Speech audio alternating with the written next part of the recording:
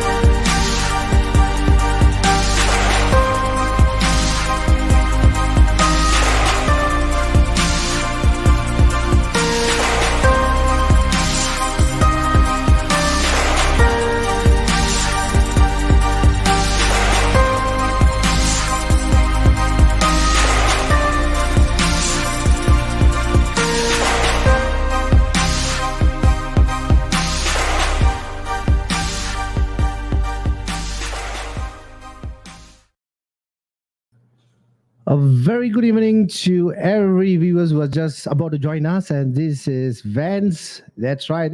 Welcome to Kopi with Vans, the podcast where we explore a wide range of topics related to health and fitness. That's right. You've been seeing me for the past 3 years, and I'm actually very excited to dive into today's topic.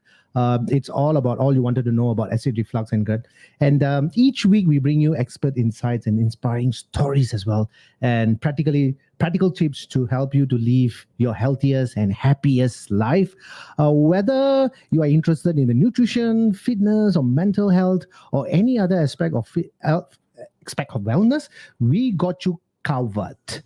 Our goal is to provide you with the information and tools you need to make informed decisions about your health and well-being. And of course, we're going to chat about with one of our experts, one of our doctors who's going to jump in very shortly. We believe that everyone deserves to live a life full of vitality and joy, and we are here to help you that. So grab a cup of coffee right now, sit back and join us as we explore the fascinating world of health and wellness on Kopi with Vans. So without further ado, I'm going to invite Dr. Shanker Pasupathy. Let's invite Doctor in. Hello, Doctor. Hi, Vance. How are you, sir? Greetings. How's your day been today? Very good. Thank you very much. I had a nice day. Thank you. First of all, thank you, Doctor. I know it's a busy schedule, especially doctors, back to back. And I know what exactly, you're rushing and you're back here with us at Kopi Rest. So thank you so much for that, Doctor. Thank you. Not at all. Thanks for the opportunity to chat with you today.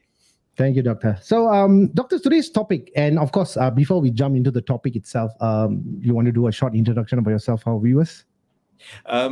Yeah, I'm a doctor specializing in gastrointestinal conditions. I'm a general surgeon by training. I used to work at SGH for many years. I currently have my own practice at Mount Elizabeth Hospital. It's called the Digestive Centre. And we deal with all kinds of digestive issues. We actually have quite a comprehensive practice because we have a dietitian in-house. We also manage lifestyle interventions with a physio. So all the medical conditions that also require some element of lifestyle, dietary changes and all that, I think we need to tackle it in a holistic way. So that's what we want to talk about. And I'm glad, Vance, you also tend to do that in the way you manage all your clients as well. And I think that's the right way to go, right? We need to. Thank you, Doctor. I mean, I'm hearing a lot of stuff because you're mentioning, you have a nutrition and a whole lot of expertise with you. So it's more like a holistic approach that you are heading to. Can I say that, Doc? Yes, that's right, Vance. It's quite important that we tackle a lot of these problems because many of these conditions are related very much to our modern lifestyle. We've left the farming, agricultural lifestyle and the very simple kampung lifestyle to become very rural, city, urbanized kind of lifestyle. Right. The pace is faster, like you mentioned, so new problems come along. Right. So sometimes we need to look at it from different points of view to fully understand all the issues that are going on.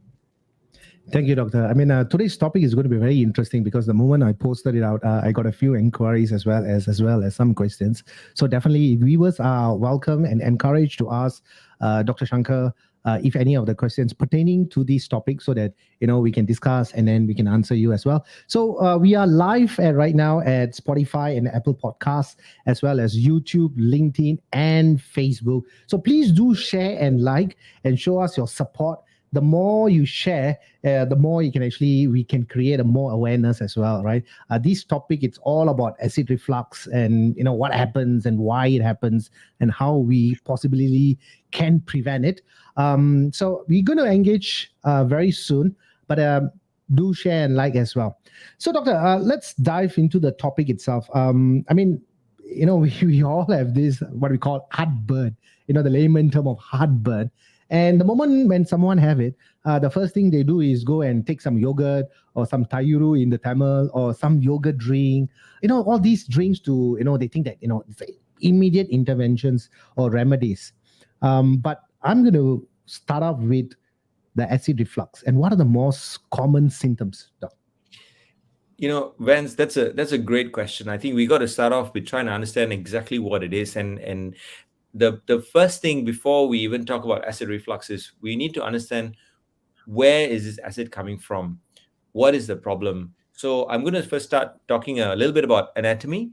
So we have our mouth. When you eat something, you drink something, it passes through the mouth and then it goes into the throat, which is in the neck, and then it passes through the esophagus, which is actually in the chest. Okay, so the esophagus is also known as the gullet, which transports whatever we eat and drink from the mouth and the throat down towards the stomach. Now, the stomach is actually below the diaphragm. The stomach is in the abdomen. Okay, Yeah. so the abdomen and the chest are actually two very different parts of our torso, because the chest is an area which has the heart and the lungs and is subject to a negative kind of pressure every time we breathe.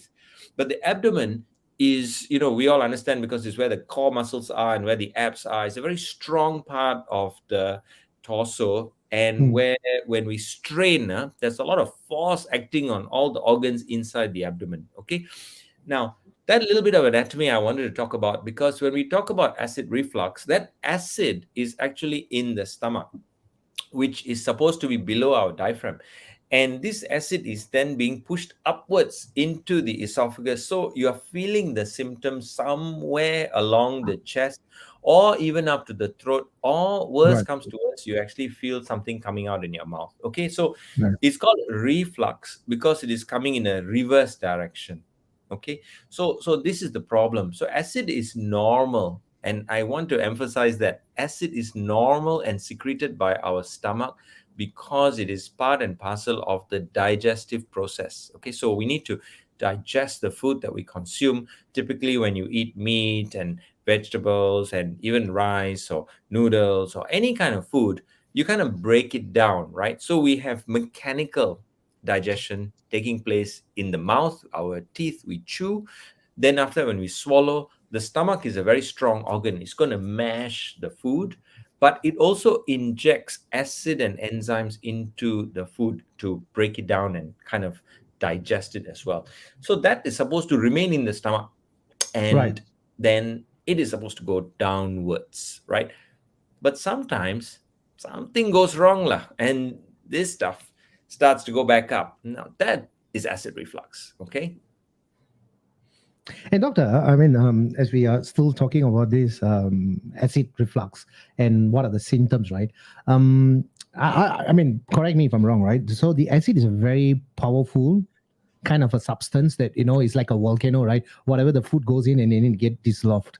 But somehow or other, if the acid, just like what you mentioned, comes up a little bit, but Mm. that wall is not meant to hold the acid. Am I right to say that, or is not Exactly. designed? Exactly. That's why you have the whole problem called acid reflux, and you feel it because, Vance, you said it right. Heartburn. We all feel that. We feel this burning, and we feel it like it's in our heart. Actually, it's not in the Right. heart. It is in the chest and it is behind the heart. Right. But we feel it, and we call it heartburn because that's the easiest way to describe it. Many people actually end up going to emergency room and thinking they're having a heart attack. Yeah, They feel tight, that's right. like as if they cannot Very breathe. true. It's just the pain because the acid went to burn the esophagus. Now, the esophagus is actually a very thin tube, Okay. and it is just supposed to transfer the food from the mouth into the stomach. But because it is only supposed to transfer, it doesn't have the thick lining and the mucus production that the stomach has. So the Yep. stomach actually is protected from the acid by being able to produce a mucus that will protect the wall of the stomach. And the stomach itself is very thick. Now, those of you who are familiar with eating spare parts like kway chap, all those things, you will know, or even for Europeans, they have this haggis, right, in Scotland. Yep. That's actually the stomach, which is very thick. Now, the intestine, like the esophagus, is very thin. That is what we use to make sausages. The lining of the intestine is very thin. So the sausages that you eat, in case you didn't realize, actually the lining of the sausage Yeah. is lined by intestine, and the Oh, esophagus is like intestine, very thin, very thin. So when acid goes upwards into the esophagus, it burns and it's very uncomfortable. So heartburn is the number one symptom for acid reflux. The next most common symptom is the food actually coming up, or the juices, acid juices, or even the food contents coming up. So that's called regurgitation. That can come up, it can come up all the way into the throat, it can come even into the mouth. And typically, people feel that when they lie down after eating, right. because when you lie down, it's very easy for it to come up because you're horizontal, and so you don't have the advantage of gravity to help you to send your food downwards in the correct direction. Yeah, so these are Thank, the two main symptoms: heartburn and regurgitation of food and fluid and other gastric contents. thank you, doctor. Thank you for that question that you took. Yes, viewers, if you do have any questions, please do engage Dr. Shanker Pasupathy, and we will be more than happy to answer questions that pertaining to this topic. But also, doc, when we talk about this acid and this reflux, a lot of the time, acid reflux can be triggered by certain foods, drinks, and lifestyle factors such as spicy food or even fatty foods, alcohol, smoking, and obesity. So, doc, this is where I'm coming in, the obesity. So, obesity does increase acid reflux? Okay, so a lot of things, like you said, there's a lot of different factors that Right. will trigger acid reflux. Okay, so I want to kind of divide this into two kinds of factors, right? So one is related to what you're consuming, because the job of the stomach is to digest the food that you Right. consume. But certain things that you consume is going to also irritate the stomach, and it is going to create a lot of acidity in the stomach, right? That is because of the consumption of, so smoking, like you mentioned, smoking, alcohol, eating very spicy Spicy food, food. all of this is going to irritate the stomach, and is Right. not just stomach, on the way down is also going to irritate you, right? So all of this is one potential cause of the acid reflux symptoms, right? But then there are also some what we call intrinsic factors. When things go into the stomach, why does it not stay in the stomach? Why is it Mhm. triggering and coming back up again? So this can happen when you have obesity, because when you have excess, obesity is actually excess body fat. Now, this excess body fat can be located all over the body. You can have fat All on right. the neck, face is bigger, shoulders, the chest, the tummy. But more importantly, we also tend to have fat inside our abdomen. So there's a lot of fat that's packed in there. This excess fat is like, it's like, think of your body like a car, and the excess fat is like a lot of passengers, luggage, and all that stuffed into Yeah. the car. So Right. all stuffed inside. So imagine what's going to happen. Things are going to start falling out of the car because you're going to put so many things inside, right? So in a sense, if you packed with a lot of fat inside, then when you try to eat, boom, everything, can't really go down because it's already stuffed. So it's a lot easier then to get acid reflux. That's the point, Thank you, Vance. doctor. Thank you. It's good to know that there are so many signs and symptoms. And we will definitely will come back to this topic a little bit more, because there are few other questions that we want to also to explore with Dr. Shankar. And also, doc, yes, occasionally reflux, and what are some of the long-term complication associated with that? So let's be clear. Because the acid is normally produced from the stomach, it's not as alarming as, everybody. A lot of times people come in, oh my God, what's going to happen? I'm going to get cancer. I'm going to get, bleeding and ulcers. Now, all of these things are possible, but the reality is it is really not that frequent. The symptoms are a lot and we feel it. Okay. But if you persistently have it regularly, like every day, every week you're experiencing acid reflux, then it is obviously going to be a bit more significant than if it is very occasional once in a while. So imagine the acid keeps going up and then irritating the esophagus. So that can lead to some inflammation in the esophagus, that can lead to pain, obviously. It can lead to bleeding, it can lead to ulcers forming, and the irritation, constant irritation of acid can even lead to what we call some cell mutations. Now, Right. this actually is not that common. Typically, this inflammation is called esophagitis or reflux esophagitis, and it happens in 1 in 100 to 1 in 1,000 people who have acid reflux. Now, just to put it in perspective, right? In the US, when they look at the data, between 10 and 20% of people have acid reflux at any one time. And at least half the population would have experienced a significant attack of acid reflux in the past. So acid reflux is actually quite common. And as I'm sure all of you would have experienced, sometimes, you have a heavy meal, especially if it is, spicy or with meat, and you had a large amount. And then if you added, drink some beer or something gassy, would have bloated up your stomach and then you get acid reflux. So all of these things are something that people would have experienced at some point. So these are the things you want to watch out for. But if it's frequent and it's happening all the time, then you really should start paying attention to that. Right. Yeah. Doctor, I mean, prior to our topic, I did a bit of research as well. I mean, try to squeeze as much of your expertise, but of course, not there yet. I thought I found a little bit of more interesting medicines, all right, or possibility of surgeries if it's in extreme cases. Talking about these H2 blockers and Okay. PPI. Yes. How are these two different, and is it definitely will ease for people with chronic acid reflux, or is it something that how this works actually? Okay, excellent. So Vance, this is a great question because acid reflux has been much misunderstood for many, many years. Okay, so in the past, before even thinking whether it is acid, people used to blame all this on the enzymes, the digestive enzymes. Okay, so they thought it's all related to the enzymes, but with the discovery of these H2 blockers, what you're saying, it was recognized that H2 blockers actually block the signaling pathway for acid production to be stimulated in the stomach. Okay, so H2 blockers, some of you might remember in the past, medication like cimetidine or ranitidine. Okay, the drug names are like Zantac and Tagamet.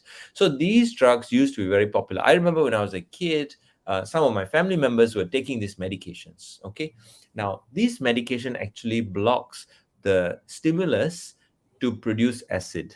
Now, that is one group, okay, to reduce the acid production. Another group is called the antacid group. Okay, antacid has been around all along. Antacid is basically something you consume, which is a thick whitish liquid usually, which helps to dilute the acid. So it's usually a bicarbonate. So those of you who remember your chemistry from school, when you want to neutralize the acid, you're going to use an alkaline solution like a bicarbonate, and it kind of neutralizes that. Okay, so that antacids is one, H2 blockers is one. But then there was a new type of medication discovered, which is the PPI, as you mentioned, Vance. So PPI is the proton pump inhibitor because the acid release is actually done by the proton pumps. So the proton H plus ion, which is the acid ion, is actually released by the proton pump. So H plus is a proton.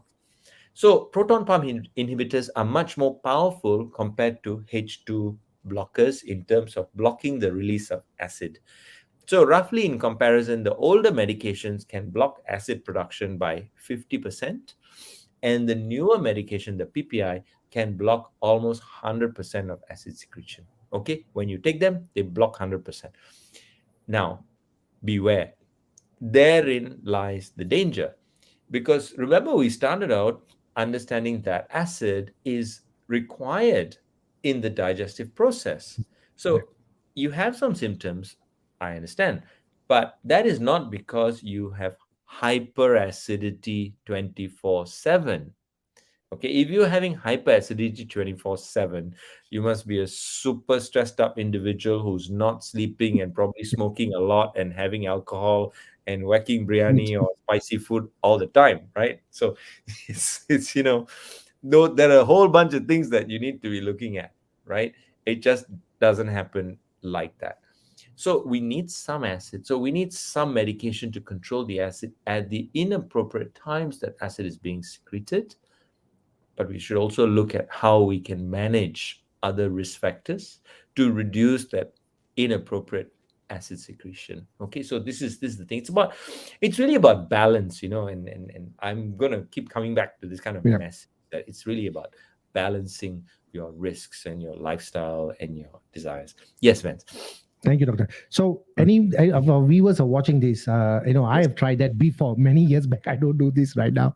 Whenever I feel this, what we call the layman term heartburn, we will try to go to the fridge and take the tairu and yogurt and put it in, Yep. and we say, oh, psychologically we think that oh, this yogurt has actually made my digestion better, or something spicy, or the red chili or the curry that I had.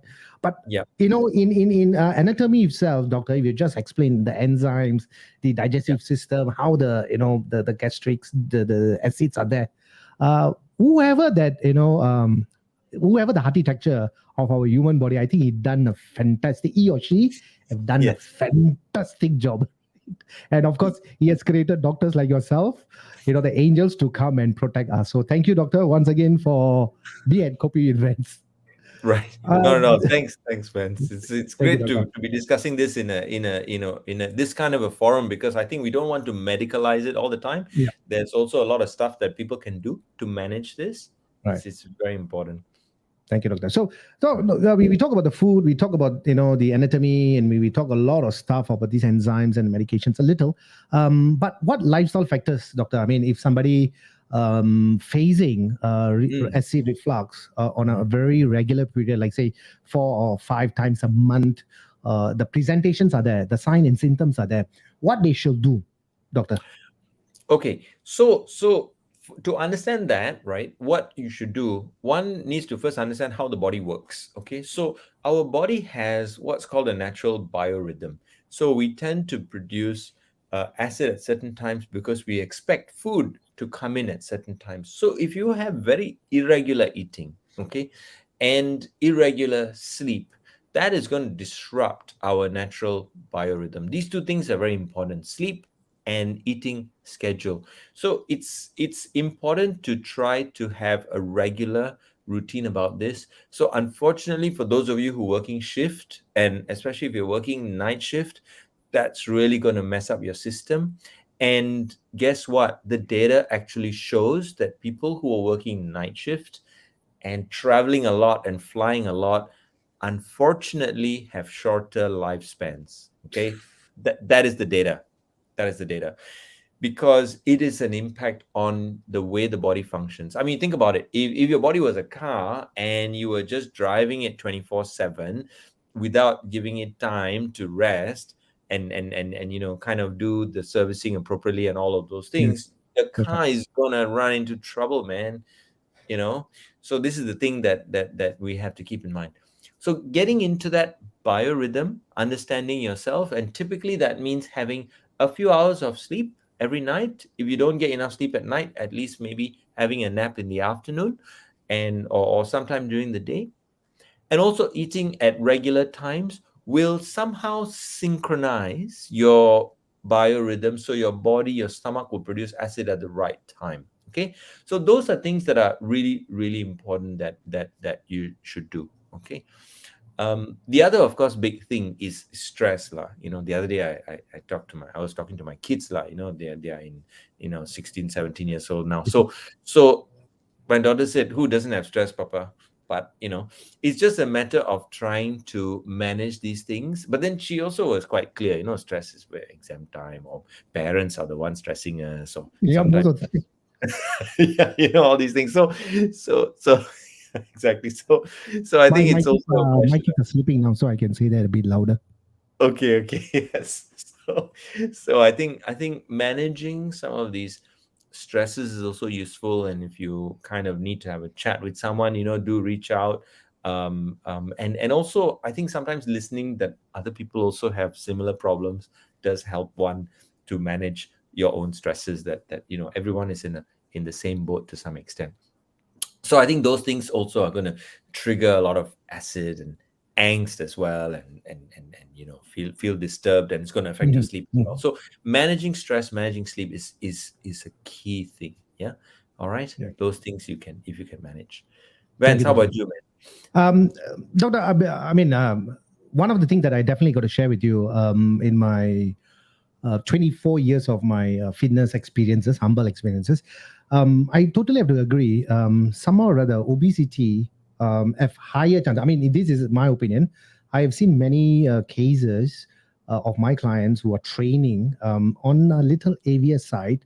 Somehow or other, they tend to get acid reflux quite often because they share with me. I think probably the whole weight is being pushed to the sternum and the Mm, diaphragm.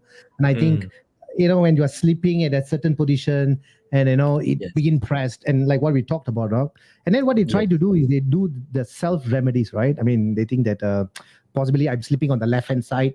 No, still feel yes, it. So the next day I'm going to sleep it on the right hand side. So they probably yes. will try and see which works. But like what you say, doc, if it's very consistently someone is getting it, I think it's Mm, very, very necessary to go and check it out because your body is yes, telling you something.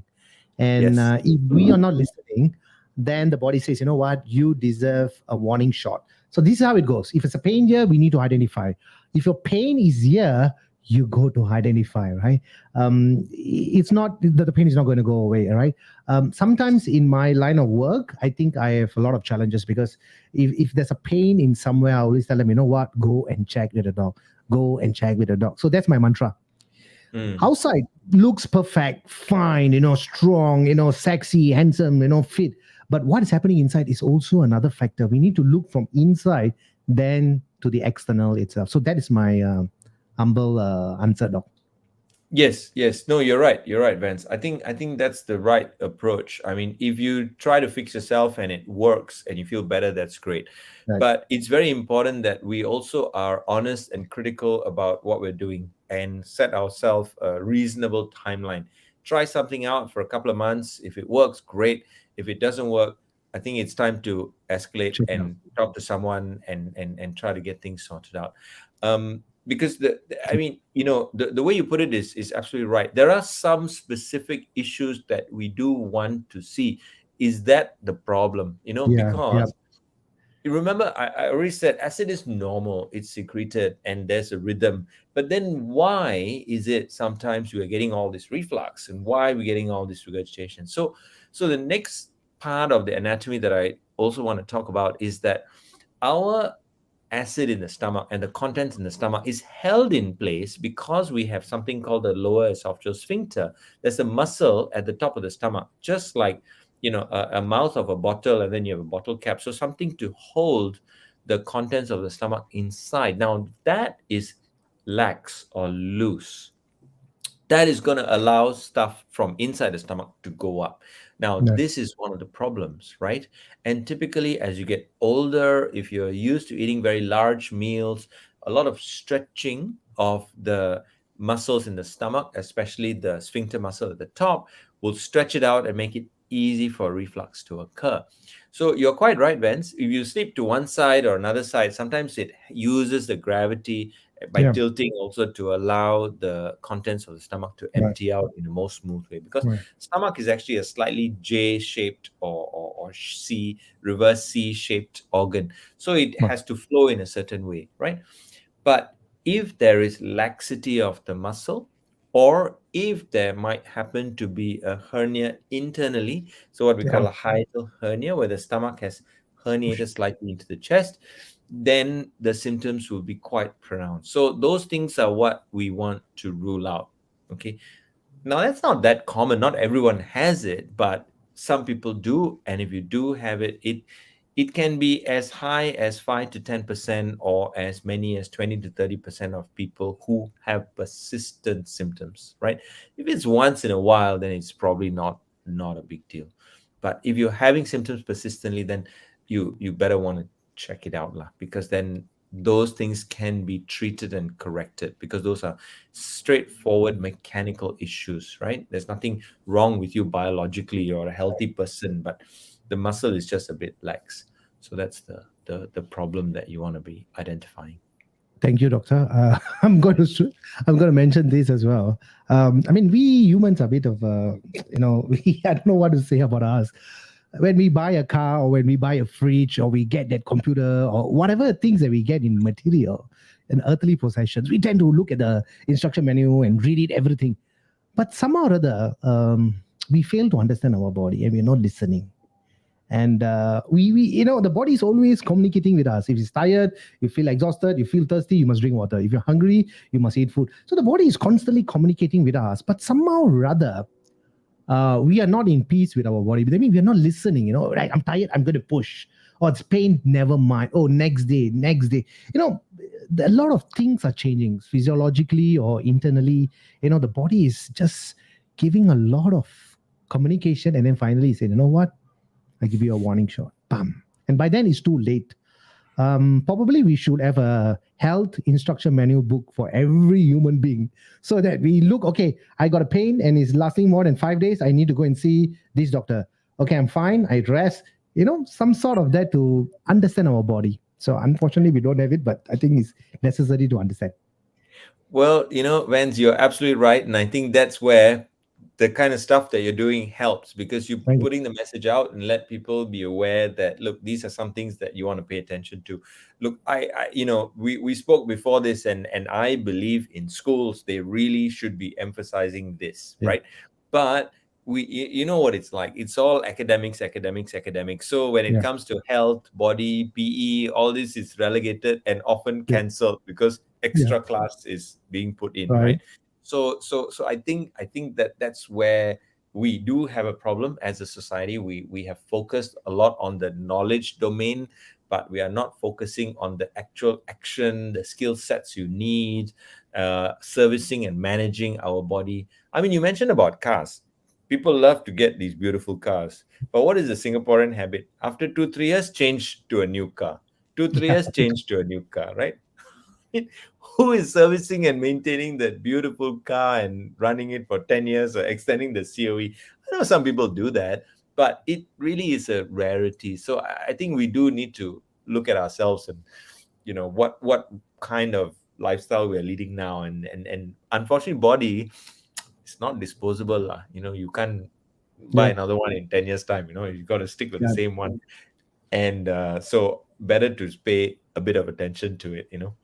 And I think we are sending our cars and our things or material things in a very frequent servicing. Well, when it comes to our human body, we're like, you know what, I shall go next year. Or everything is postponed. But so viewers, you are listening this or watching this. Health assessment is very important. Health is your biggest wealth because you can be a multi-billionaire or millionaire or zillionaire, but if you don't have your health, you come back to zero. So take care of your health, listen to your body, and live blissfully and happy. Doc, Absolutely. we are going to come into the food and beverages right now. Right. Certain food, certain drinks, beverages, soda can need affect the acid or trigger the acid reflux. Yes. So going on with the theme about the acidity. So if we have food that's very strong, spicy, alcohol, that's going to be irritating as well, because in addition to the acid, it's also going to trigger other sensitivities in the gut.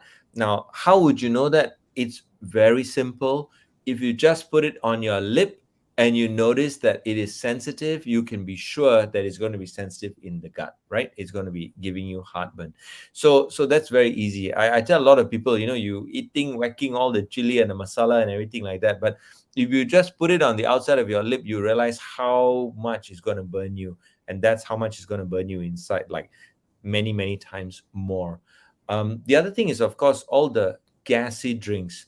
And I think this is something, someone sent this to me, there's the right way to pour a gassy drink. You need to pour it out of the bottle so that some of the gas dissipates. Otherwise, the gas that is bottled into that drink, if you just drink it straight out the bottle, that gas is going to just come out in your stomach, and it's just going to really stretch everything, and you're going to Right. feel very bloated.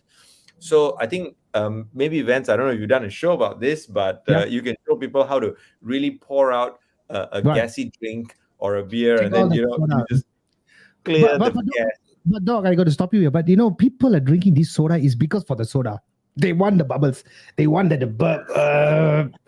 Exactly.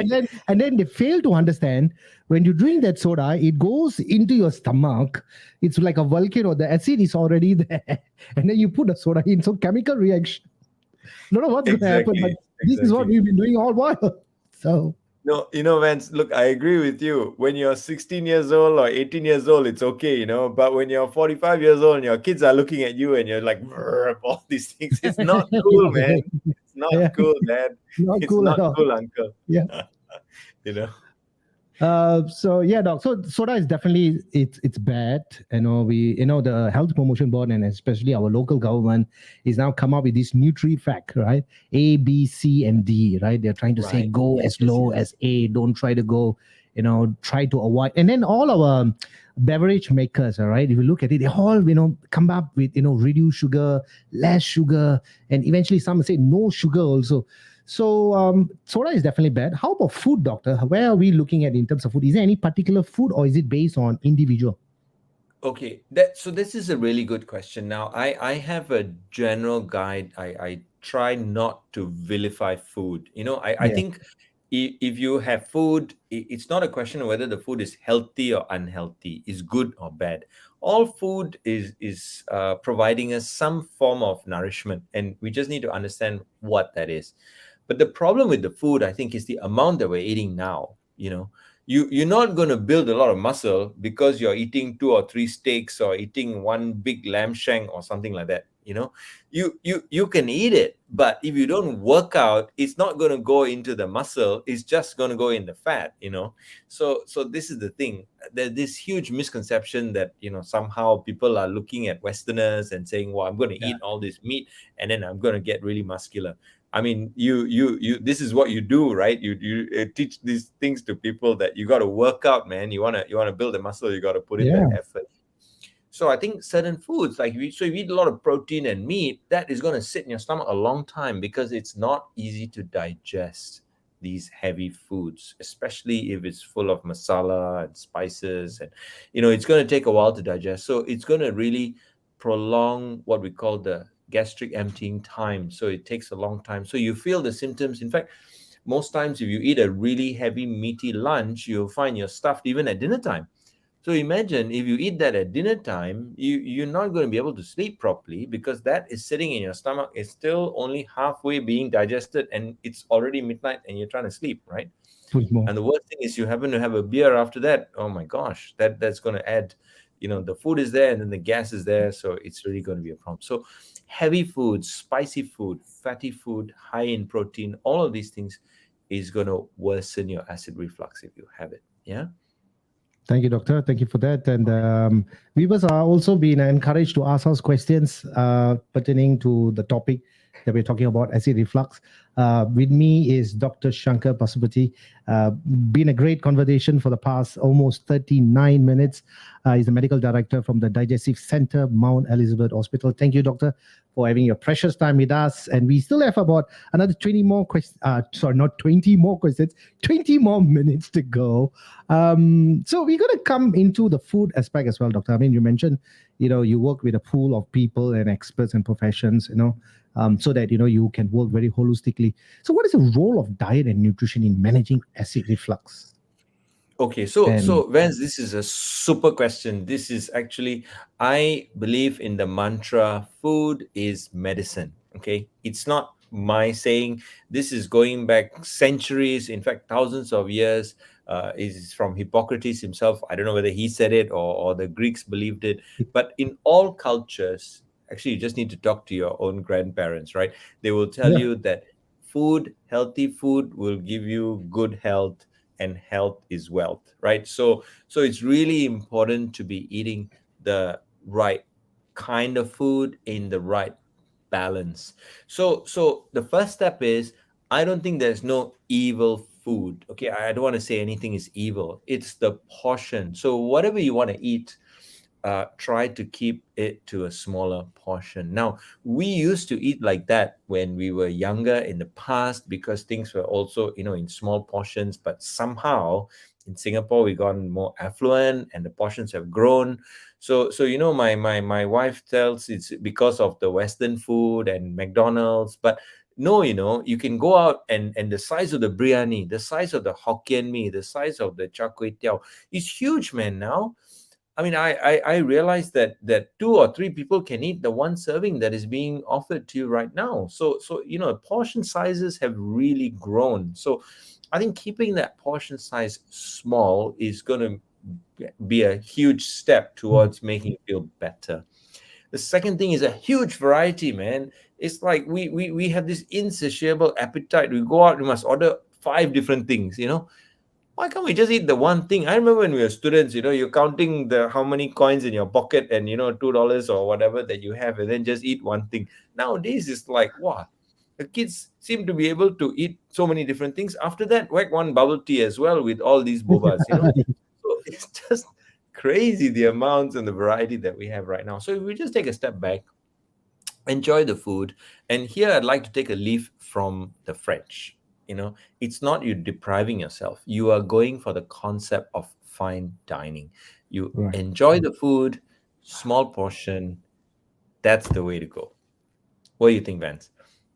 Uh, okay, I got to confess something because no very transparent. I went for fine Okay. dining. Yeah. The bill cost about. I mean, anyway, it was a treat. The bill cost almost about $800. Doc. The omelette, or rather the egg white, or whatever we call it, right? It's like 30-40 bucks. I ordered some, platter, like fish and something, and Okay. bigger size, Yes, yes, yes, yes, just yes. like this, all right? And I had Yes. that, and then a few more other stuffs came in, right? That was just an appetizer for me because for me it's hunger. It Yeah. just created more hunger, Yeah. and I have to come back home. And Yeah. then my mom cooked the typical, the sambar with rice and Right. the Okay. the karavada, the Yeah, small yeah, fish. yeah. I know. Dried fish. Yeah. Yeah, and I had that $800. Come back home, it is so Yeah. better to eat. So I mean, Yeah. that's for me. But there was a time that I decided. So yes, we have to look at the portion size. But sometimes, Doc, I think we have evolved. Especially things are so comfortable nowadays. We are hardly walking.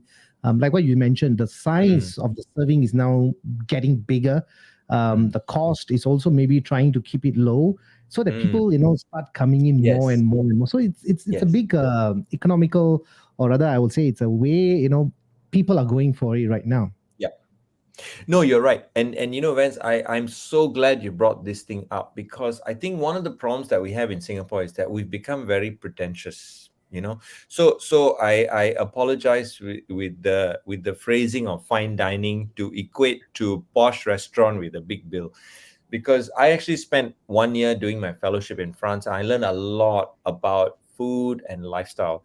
And it is actually a culture. Now, just to take a step back to our own eating style in Singapore, all of you have probably been to a wedding banquet, Chinese wedding banquet, right? Right. And if you think about it, the first course is a cold dish. Then comes the soup. Then comes some veggie, maybe some fish, maybe Then some the right. chicken.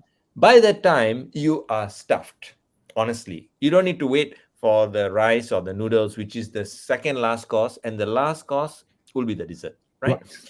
Yeah. So actually, it is also in our culture to eat like this small portions, but somehow we, of course, at a wedding banquet, it's a lot of food lah. But what I'm trying to say is that we have it in our culture that we have this option of small plate. If you eat dim sum, it's small plates. I actually enjoy our traditional Indian food where, the yellow sapade, which is a bit of Yes. rice on the banana leaf, and all the different types of vegetables and small dishes, right? Now, of course, the big culprit is that you end up with a lot of rice. Rice. But if you think about it and take away the rice part of it and just look at the dishes, it's actually a few different servings of dishes. And I remember my grandmother used to cook the best, all the different vegetables, all tasty, and that part is not filling. The only way to fill up is just keep eating more and more rice. Now, to Yeah. that, all I'm going to say is just go half on the rice. Just enjoy all the little dishes. That's it. We can do it. We don't need to kind of go into something fancy. So I hear you, Vance. Let's draw on our own culture and heritage and the way that we used to eat. Our forefathers used to eat little things. Nasi lemak was a simple meal. Simple. Yeah. Now nasi lemak, you must have a fried chicken wing, which is the wing and half the breast of the Yeah. chicken. Yeah. It's huge. Yeah. The thigh is so big. I don't remember eating that when I was a kid. It was just the dried up little fish, like you said, the Yeah. karvada, Yeah. right? It Just a is. Yeah. little bit of fish, maybe some ikan bilis and the sambal Yeah. rice and a bit of timun. That was the nasi lemak, a little thing, and you're fine on that. So Yeah. I think we have things that we can choose to do and have. And the moment, and sometimes when you feel discomfort and pain and heartburn and all these things, it's an opportunity to then take a good long look Yeah. at how we're eating and say, why don't we just cut down a little bit? Eat the food, but just a bit less, kind of enjoy that. And then I think that's probably the way that most people can manage. Now, if it still doesn't get better, then of course, just come and see us. There's Yeah. a doctors you can see, dietitians you can see. You can have a chat with your friendly trainer, Vance, who will also, I think a lot of us in this space realize that people got to do things sensibly for Right. themselves and try to sort these things out. No need to resort to medication as the first thing, but just have it as an option, as a standby once in a while. If you need it, then you can take it. That's my general approach. I think people, let's enjoy what we're eating, and Definitely, doctor. I mean, you spoke very well on the food part because most of the times, some say, no, I'm going to avoid this, avoid that, unless they are allergy to a mm, particular or certain food after they done a test. And they say, yes, it's perfectly fine to avoid. But nowadays, it's true. All the food portion size has increased, and we are mm, eating often and consistently, and frequency also has increased up. Not only three absolutely. meals, now 4 meals, 5 meals a day, Um, Exactly so what I can feel how our poor stomach and the acid is working constantly, exactly. digesting, and putting enzymes. They put enzymes. I'm digesting. So the poor fella is just working non-stop. Only you know how to communicate with them and say, Yes. okay, cool down a bit. We try to solve. So you're the great communicator for our stomach and to prevent all these unnecessary issues that we create upon ourselves. So No, thank of you for that, course, of doctor. course. No, not at all, not at all. Thank you, doctor. We have Cindy, Yes. Cindy Chin. Doctor, is it true that if we eat more soup stuff, that may cause due to the MSG salt, is that could be also a reason why I am getting acid reflux? By Cindy Cha. Yes, Cindy, I think that's a good question. Because the soup, okay, two things, right? It may be all the different types of salt and different types of additives inside. So for the flavoring, but also don't forget, a lot of times in the soup we don't realize there's quite a lot of fat or oil in the soup because it's all part of the soup. It's hot, right? And then you don't realize how much oil is in that as well. So it's the oil, or sometimes it's the different types of seasonings like MSG and all that's there. And one more thing is that sometimes in our food we also nowadays have like the fish ball and all these things. There's different Yeah. preservatives inside. Okay, so Uh, all the different additives can also trigger all kinds of funny symptoms because these are newer chemicals that are entering into our yeah. our body. So I think the last thing, of course, soup is the volume. You don't realize that you're eating a lot, but it's a lot of liquid. Our Right. stomach, just to give you a sense, right? Usually max is about 1 liter. So if you consume half a liter and a big bowl of ramen, I had a patient actually once come and tell me, Doc, she said, I went out to eat ramen with my sister, and then I felt so bloated and I felt everything was coming up. I said, ma'am, Yeah. the ramen bowl nowadays now in the shop is so big, it's bigger than your face, that size. Can you imagine Yeah. that ramen bowl Yeah. sitting in your Yeah. tummy? In the Yeah. amount of or fluid. Then the ramen, they boil the stock, so it's Yep. so rich. It's not a thin soup like a Yep. broth or something. It's actually very thick soup. I sometimes feel like I want to pass out when I have a bowl of ramen. So Yep. so so I really am very careful nowadays. I mean, I eat the noodles part and go easy on the liquid soup. Right. So there are a few reasons, but these are the possibilities, lah. Okay. I got to echo for that, doctor, because recently I gave an interview for media Mm, on a plant-based, meat-based, protein-based, and process-based, and I got to strongly suggest and encourage people that whoever I know, telling them to avoid as much as possible on the processed meat because first thing is we're not seeing what is inside. Number two, we are mm, not seeing the additives. We're not. Second mm, one, we don't see the flavorings, the oil, and lastly is the MSG, mm. which is contains the most side effects that can cause us dehydration. You feel bloated and all the other stuffs, and I think it's very important that if you want to eat something, I think it's better that you made your own self, like a patty or samosa, or even like a veggie patty or fish patty or chicken patty. If you do it your own self, you know Yes. what you're putting inside. So I know it's a little bit of work to be done at home, but in Yes. terms of health, you are way much more safer, and you can also put the taste for your own Mm. self rather than buying. Doctor, I have stopped eating fish Yeah. balls. Yeah. How can the fish balls so tasty? It's like, ooh. Last time I can Yeah. finish 10, 20 also whack the burger. Yeah. Yeah. Previously, this I'm talking about 6, 7 years back. But Yeah. nowadays, you give me fish ball, I would just take and throw at the person. So I stopped. I Yeah. stopped eating fish balls. But of course, like sometimes that's creating a lot of and not say anxiety, but more into like cravings. You want to eat. So always better to choose your food wisely before you put anything to your tongue. Because viewers, please do understand that whatever that you eat, it's only probably about 5 or 7 seconds. Once you taste it, that's it. It's going to harm or benefit. We are not sure. Only you are responsible for your food that you're putting in your tongue. So please make the wise choice.